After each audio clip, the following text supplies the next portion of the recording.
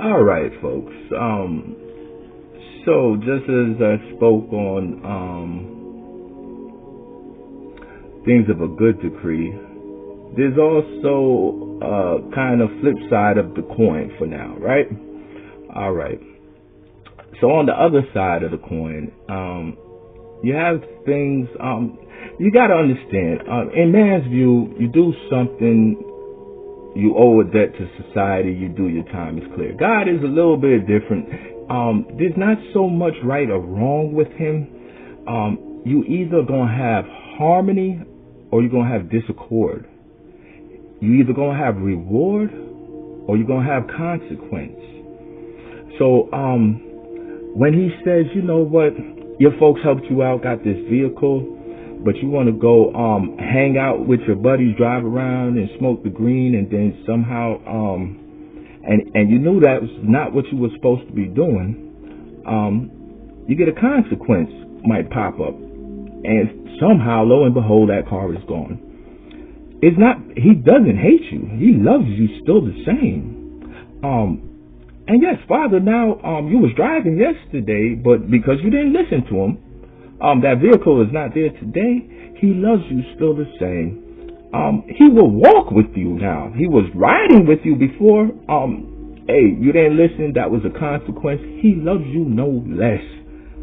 He is walking with you now. Believe me. I have been there. I know. I know that one for fact, man. So, sometimes you get a consequence, you think it's the worst thing, God doesn't love you. No, he does love you. For who the Father loves, he corrects, all right? So that's just the way that works. I'm going to give you a few, these are transgressional spirits given to mankind. And this is in some way, some of these kind of overlaps between two.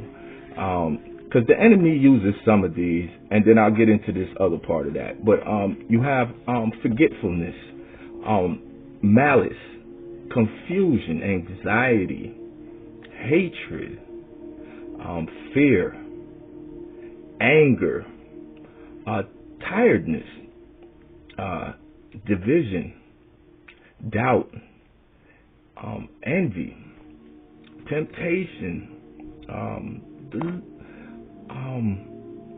lust, delusions, like not in its right context, takes things to try to twist it, to make it sound something that's wrong, to try to make it sound like it's good, but it's still wrong no matter which way you look at it. Addiction, despair, jealousy, negativity, mistrust, loathness, uncertainty, a feeling of inadequacy, inferiority, a spirit that is delayed to always do something, Ill-contention, can never seem to be content with the way things are. Those are all transgressional spirits that can attach to you. And if you allow it, the longer you leave something with you, is the longer it takes hold. As you can see where we're at now, you have left something here for a long time, and it has taken quite a hold on this place. So when you spot these things, and these are the ways you fix and correct these,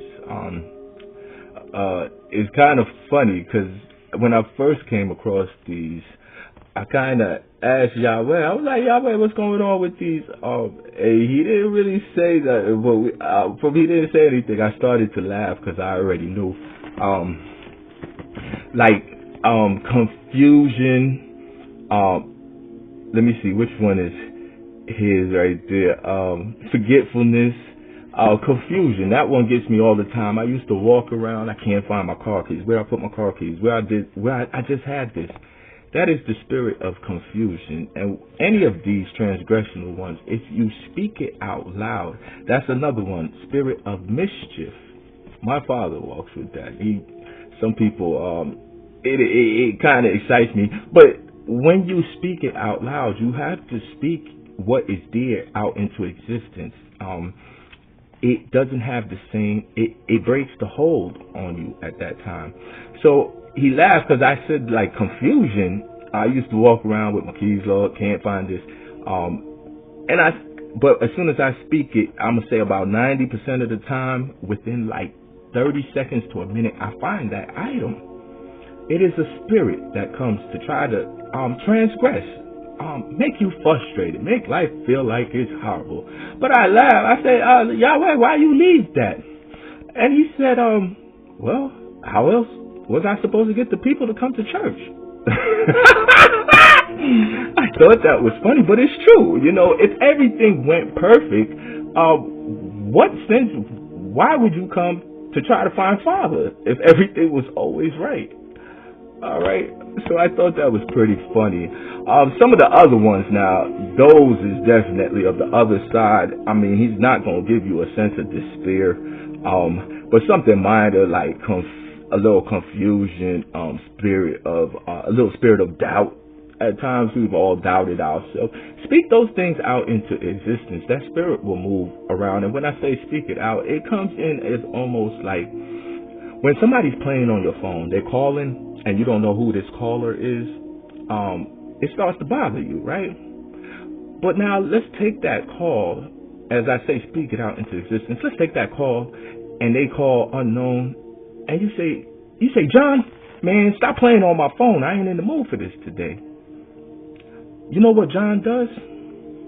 He stops playing on your phone because you know dang well it's him. It has no more authoritative hold on you anymore. So if you find yourself in a spirit of frustration, you speak that out into existence. It breaks the hold. Now you're identifying what's there with you. It's not hidden.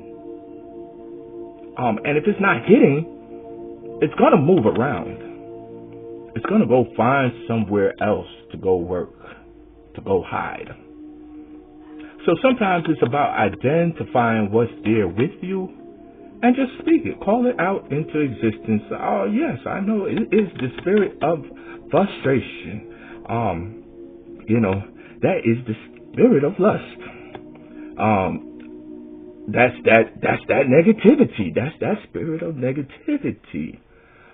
These are all things that you need not keep around you on a long basis. Well, really none at all. The faster you can find it, the faster you call it out, the faster you will come back to your right light. Even being myself at times, I drift. It's not an easy thing. God never said anything was easy. He said straight and narrow, but that didn't mean smooth and easy. People get that confused. You with the Father, you feel like everything's supposed to be perfect and bliss. No. We would like it to be like that, but where's the challenge in that?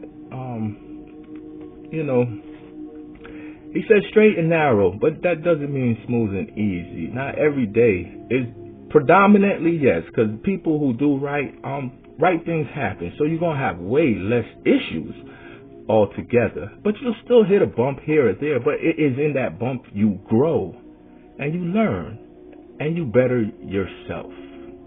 So don't hang up on things. Like I said, you're either in harmony or you're in disaccord. There's either a reward or there's a consequence. He loves you still the same.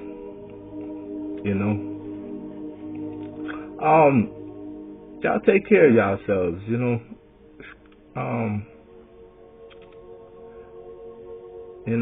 before a person tells you they love you, and I have to work on that at times, you have to learn to love yourself.